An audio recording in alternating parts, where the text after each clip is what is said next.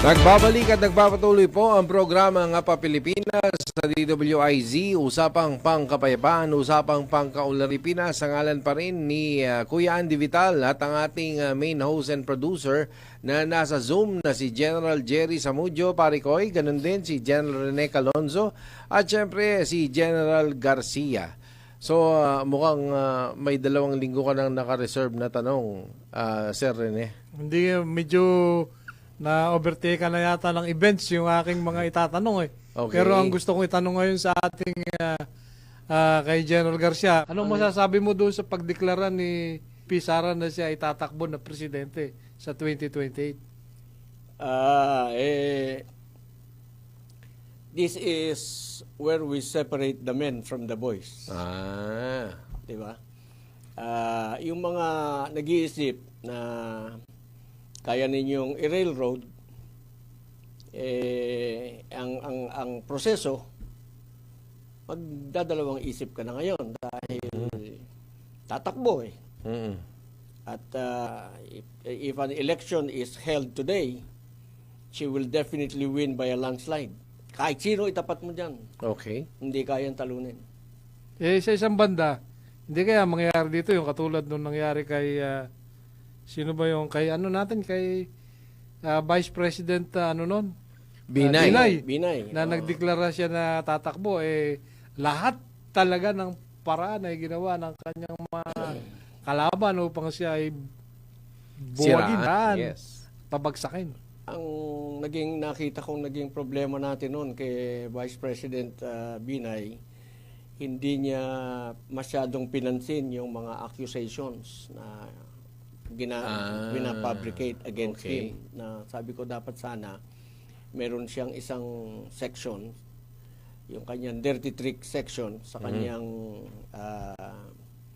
PR to handle yung mga galing kuhan. Kasi talaga namang siniraan lang siya. Ay katulad niyan, acquitted. So, kaso nagamit na laban sa kanya. But right now, yung mga ginagamit na issue kay Vice President, talaga lamang Kay Vice President Sara, talaga namang ito kumbaga saan ipinipilit lamang kahit na hindi naman talaga totoo. Ikaw nagbanta sa buhay ng Pangulo, lahat naman tayo napanood natin yung sinasabi niya na kung ako papatayin, dahil una siyang may threat hindi ka rin ligtas dahil meron ding papatay sa'yo. At saka yung tungkol doon sa mga kinakaso sa kanya na malversation, marunong pa sila sa COA, no? Marunong pa sila sa COA. Sinasabi ng COA, walang issue. Actually, pilit lamang nilang ginagamit. Sana yung ating mga kababayan ay makinig. At saka yung ating mga matatalinong congressmen. Yun. Maan naman sila doon sa ating mga operatiba. Marami nang napapatay dahil na-identify diyan sa pag-ano na yan sa pag-identify diyan sa proseso ba paano ginagasta yung natutumbok may ilan na yung napapatay na informants na Tama. Kaawa-awa ito naman talagang nagsisilbi sa bayan ngayon kung hahalongkatin makaka talaga sila kaya hindi marapat. Basta hindi to diyan kinlir na siya ng COA. Yes. Yan ang importante diyan. So, yung mga sinasabi, actually, kaya niyan lusutan. Kaya sinasabi ko rin, ito kasing impeachment na ito. Ang nangyayari kasi, baka makahiratian Bawat administrasyon puro na lang impeachment. Babanatan ng impeachment. Ang sabi ng Supreme Court, alam mo yung impeachment, ang design niyan pang araw-araw. Yes. Yan extraordinary remedy of the people na you invoke it kung kinakailangan na. Kumbaga sa armory ng military, sabi niya, this is the heaviest armor that you have. The most potent weapon na masyadong mabigat, masyadong hindi mo kayang i-transport from one place to another ng ganun-ganun lang. It's not for daily use. Yes. Sabing ganun. So, ito, ginagamit mo lamang kung talagang kailangan na. Ginamit mo, ang kailangan maunawaan ng ating mga mambabatas, pag ito ay isinimulan, ang obligasyon ng ating Kamara once this is initiated, mula initiation, dapat yan maparating nila sa Senado. So that the Senate will have the opportunity to try and decide the complaint. Kung totoo. Doon ngayon magpapaliwanag yung nasasakdal. In fairness to him. At Katulad mabibigyan ngayon, siya ng tamang panahon at tamang forum. At ngayon, seryoso yung mga aligasyon sa Pangulo. Pinatay nila yung pagkakataon na siya makapagpaliwanag. O akala mo ba, kinampihan ba nila yung presidente nun? Sinalbahin nila yung presidente. Hindi nila binigyan ng pagkakataong magpaliwanag. O talagang walang ipapaliwanag, kaya sinalbahin nila yung taong bayan. They defeated the process. It is a constitutional process. It is a constitutional tool, an ordinary remedy. Ito'y pampolitika kasi mga politiko yung nagpapatakbo, pero it is a legal and constitutional process. Kaya pag sinabi nating legal, from 1 to 10, dapat tuloy-tuloy. Sinabi lamang ng Supreme Court, dun sa kaso ng Duterte na hindi nila yata nauunawaan mabuti, alin ang mga dapat mong hindi gawin, alin ang mga dapat na hindi mangyari para hindi mabalam yung takbo ng proseso. But the process, once it starts, it is initiated, honest to goodness, it has to get to the Senate so that the Senate can try and hear and decide on the complaint. May isang bagay na napaka-importante, General. Sabi mo nga, nasa Constitution. So ito yung pagkakataon ng botante, ng electorate, ng ordinaryong mamamayan na maningil sa mga binoto nila. At the same time, ito rin ang pagkakataon nitong mga nakapwesto na magpaliwanag in the proper forum. Ganun po ba yun? Oo, ganoon yun. Para meron silang forum, meron silang pagkakataong magpaliwanag doon sa mga aligasyon ng abuses that they allegedly committed while they are in position of power. Yes, clarification lang. Kasi sabi mo kanina, ito ang pagkakataon ng electorate. Yes. Na maningil. Paano ko yung nagre-represent sa kanila hindi nagsasaad ng kanilang totoong damdamin? Ayun na nga. Di ito, ang salita kasi sa Tagalog, medyo negative inuusig. Pero hindi. Ito'y to clarify. What is happening right now, what we are witnessing right now, yung ating nakikita sa mga pangyayari, ito yung hindi dapat mangyari pagka mayroong impeachment. Ang dapat na mangyari pagka may impeachment, talagang magtuloy-tuloy para magkaroon ng pagkakataon na siya ay usigin at magkaroon ng pagkakataon na siya ay magpaliwanag sa taong bayan. Kung siya ay nagkasala, talagang remove. Yun yung talagang dapat. Sa mata ng batas, sa mata ng isang abogado tulad ninyo, at among your like-minded lawyers na nag-iisip at tinitingnan itong sitwasyon na ngayon, ganyan po ba nga ang nangyayari? Ang nangyayari parang may misreading actually. Yung iba nakafocus dun sa how to defeat the process, kaya nandun sa 1-year bar rule, kailan, yung mga ganun. Pero kung talagang pag-aaralan mong mabuti, sabi ko nga nakakalungkot na hindi naunawaan ng ating mga mambabatas at lalo na ni Senate President Tuta Soto. Kinikriticize yung ruling ng Supreme Court. Sabi ko, yung ruling ng Supreme Court sa kaso ng Duterte actually explains the wisdom of the framers of the Constitution. Kung ano dapat yung mangyari, ano ba yung impeachment? Yes. Yan ay dapat, pagka in-invoke ng citizen yan ay dapat mapangyari. Kaya hindi ako natatakot. Sabihin mo, paano? Ma-process ka mo, ma-process. Yung process na yan. Yung bang halimbawa, sinasabi mo yan, kay Presidente Bongbong lang ba yan nag-a-apply o nag-a-apply din yan kay Vice President? I am not afraid to say yes, it applies to her because kung ito naman, kung yun namang impeachment ay gagamitin mong pang walang hiya sa iyong political opponent, just so you will be able to eliminate her in the coming election, yun yung sinasabi ng Supreme Court. Do not do that. No. Ngayon, pero kung gagawin mo yan, you run the risk of earning the ire of the Filipino people.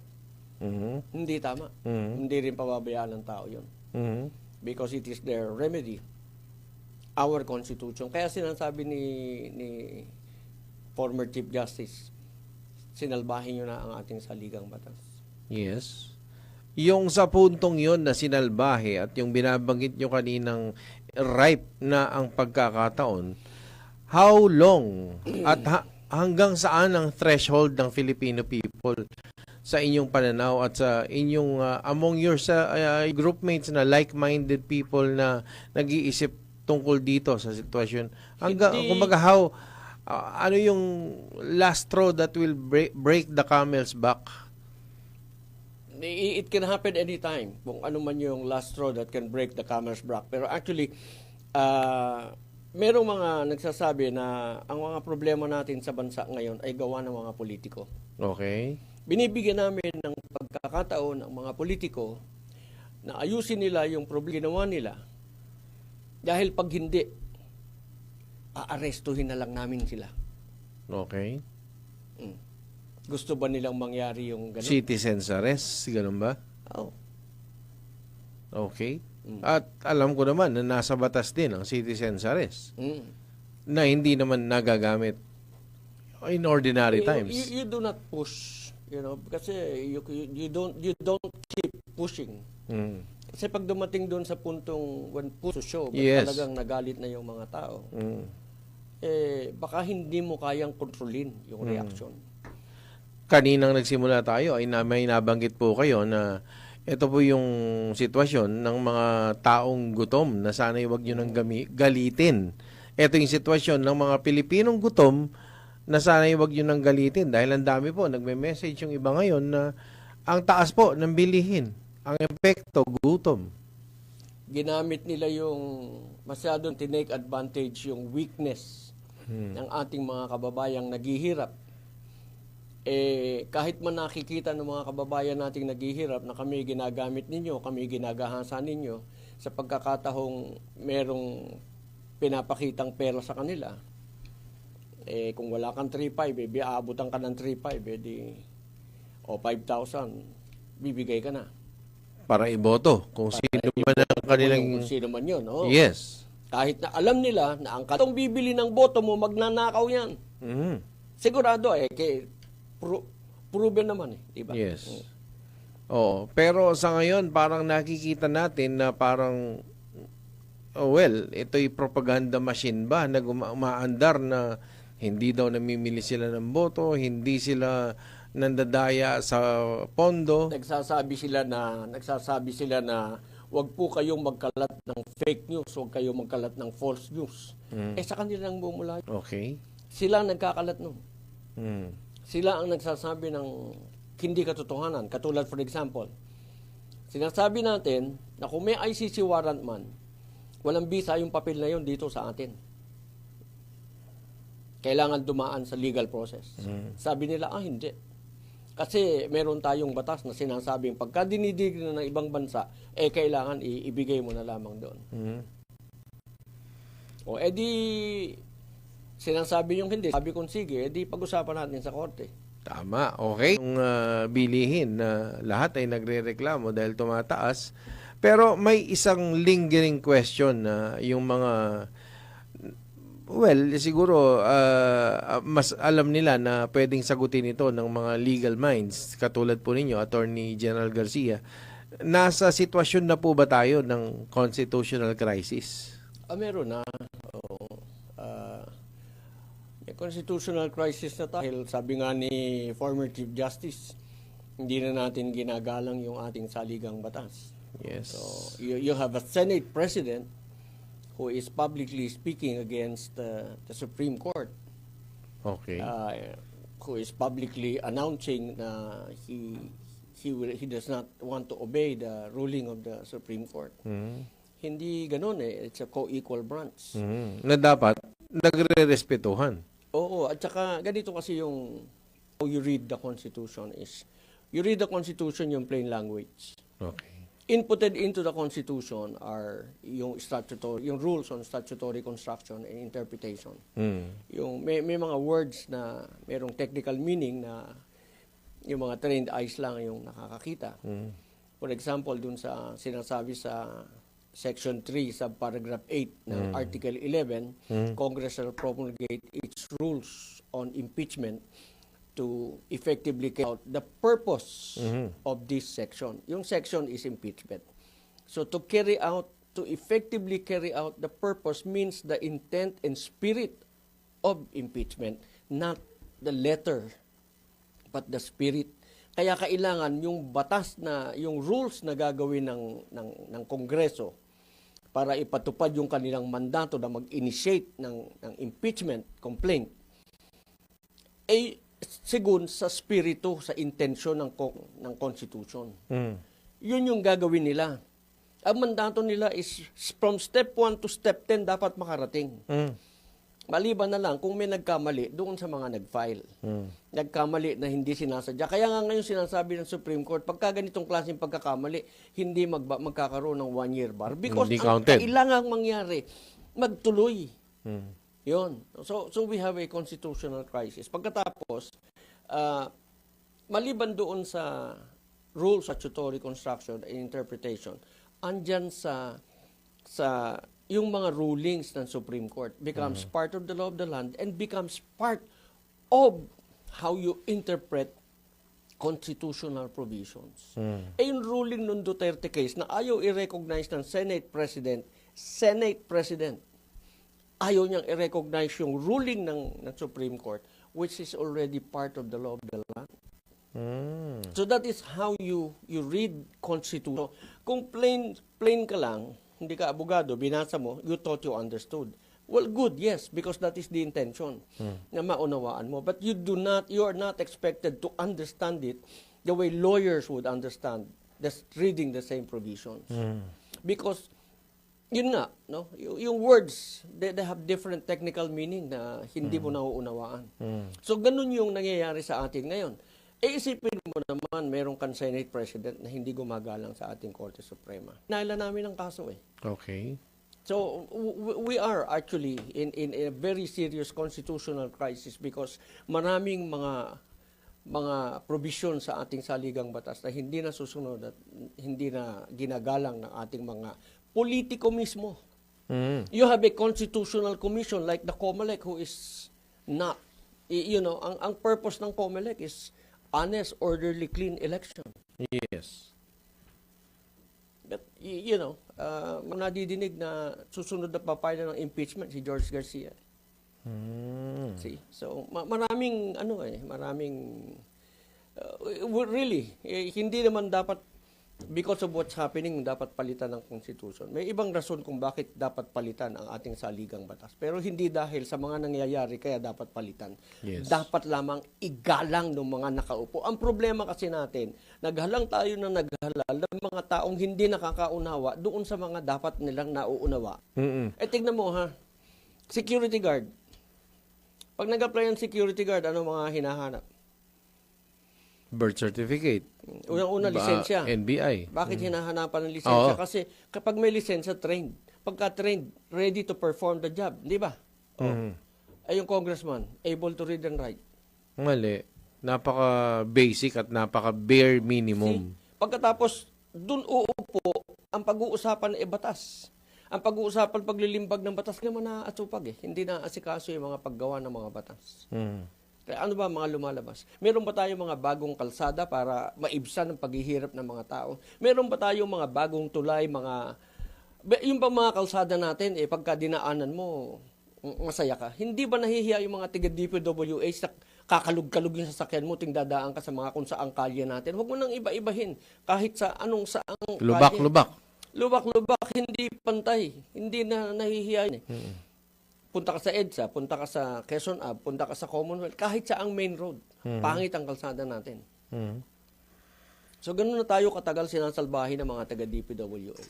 And yet, sa bawat administrasyon ay may nangyayaring ganun. Bakit constitutional crisis pinag-uusapan natin eh? Napunta sa lubak-lubak ng kalsada. Hindi. Kasi yan yung mga problema na natin na hindi na nga kasi naipapatupad ng mga dapat na mga magsiupo. Kasi hindi alam ng mga nakapwesto sa Kongreso, lalo sa ating Kongreso, kung saan ginagawa ang ating batas, hindi nila naunawaan yung kanilang trabaho doon.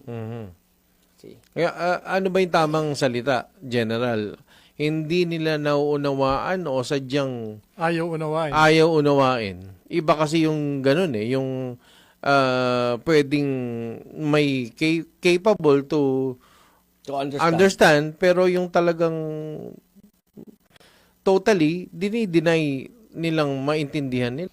Very limited people I would say na uunawaan, na gustong umunawa, at talaga naman pag inunawa mauunawaan. Katulad ni Blas Ople, for example. Oh, yes, Si Blas yes. Ople, hindi abogado, pero yung kanyang katalinuhan talaga namang uubra. Ubrang, may naging senador nga, hindi ba? Naging Senate President. Yung mga ganun, kahit hindi abogado, okay lang. Pero yung generally, yung common na what we have right now, yung pamilya, anak, apo, at saka ng mga Asawa. politiko na asawa na nakaupo doon sa Kongreso. Kaya ang botohan natin ngayon, hindi boses ng tao boses ng politikong nakaupo. Wala naman diyang mga nagtatanong sa kanilang constituents. Kasi kung may mga nagtatanong, ibang boto ng mga congressman sa NCR. Congressman, Manila, yung dito kasi feel mo ang ng tao dito Pero ang boto ng mga congressman rin. So it's not the vote of the people anymore, it's the vote of the congressman. Nako. The congressman.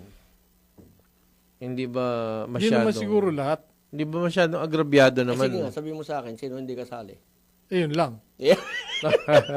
Di ba masyadong agrabyado naman ng ating ordinaryong Pilipino na sa bawat eleksyon na lang ay silang inuuto para bumoto dito sa... Kaibigan, sa aming distrito, sa Distrito 2, sa Quezon City, 2 termino nung nakaupo. Ang kanyang budget 5.3 billion.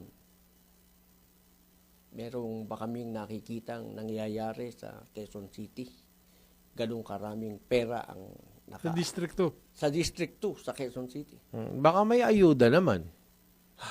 Yung ayuda galing sa ibang kwan yun Pero yung para lamang sa kanyang programa, ang total, ang pinakamataas na alat sa Quezon City District 2 5.3 billion. Sunod lang si Pumaren. See, so, what do you see?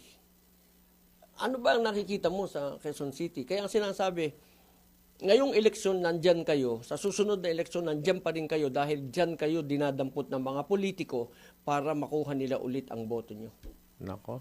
Walang nagbabago Hindi nagbabago ang buhay, hindi nagbabago ang paligid, walang nangyayaring pagbago. Basta sila good, okay. Yun naman mga leader ng mga politikong yan, basta sila okay, okay na rin.